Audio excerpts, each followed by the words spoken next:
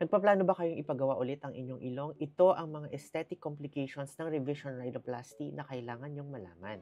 Number one is scar tissue formation. So guys, compared sa virgin na nose or yung hindi pa na-operahan na nose, if nagkaroon na kayo ng rhinoplasty before and pinagawa niyo po ito ulit, mas mataas po ang chances of developing external and internal scarring po, be it hypertrophic or keloid scarring. Number two is asymmetry. So guys, since nagalaw na po yung mga ilong natin, na-alter na po yung mga structure sa ilong natin, and because of the existing scar tissue, dahil po sa previous rhinoplasty natin, mas mahirap po or mas challenging po ma-achieve ang symmetry ng ating nose compared to a virgin nose or hindi pa na-operahan na nose. At dahil dyan guys is number 3, overcorrection and undercorrection. So dahil nga sa complexities ng revision rhinoplasty, ma-achieve natin ang less than ideal end result or outcome ng ating mga nose. So kung meron tayong mga photos ng mga artista or mga benchmark ng nose na pinakita natin or binigay natin sa surgeon. So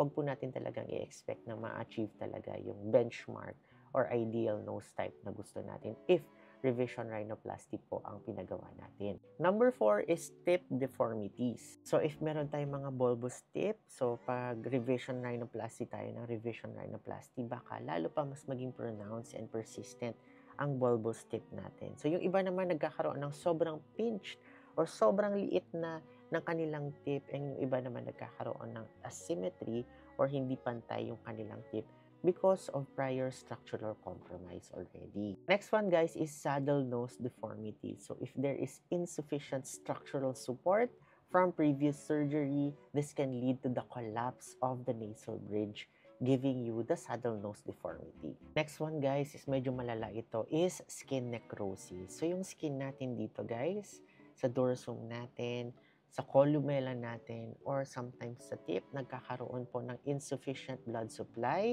because nga nagalaw na po yung mga tissues natin dyan from previous surgery or because of scar tissue. Kasi pag nagkaroon tayo ng mga scar tissue dyan, guys, ang nangyayari, mas mahirap po mag-develop or ma-penetrate yan ng mga blood vessels. Kaya nagkakaroon ng compromise if ever nagkaroon tayo ng revision rhinoplasty, hindi nagkakaroon ng enough blood supply sa different parts of our nose. And nagkakaroon ng necrosis or nabubulok yung some parts of our nose, and that will eventually lead to scarring. So sometimes it leads to the collapse. Ito, tip na ito dumidikit dito sa ilong pag nagkaroon tayo ng necrosis. Sometimes pag nabulok yung balat dito, lumalabas yung mga implant, yung mga ganong complications. So with revision rhinoplasty, skin necrosis, kailangan yan i-watch out for. And because of that guys, the next would be prolonged healing because na-alter yung structures and tissues sa ating nose because of previous surgery and because of scar tissue that has developed inside our nose. Mas matagal pong mag-recover yung ating mga tissue and mas matagal pong mag-develop yung mga blood vessels that is required for more speedy and proper healing. And lastly, guys, is higher rates of additional revisions. So some studies actually show that revision rhinoplasty actually carries a higher likelihood of requiring further corrective surgeries in the future, about 15 to 20% in some cases. So yun guys, I hope this helps, and if you are planning to do rhinoplasty, make sure to go to a specialist, ask about the complications para you can make informed decisions before you actually go to the surgery itself. So guys, I hope this helps. For more acne tips, follow me and Basta Acne DMD. Bye!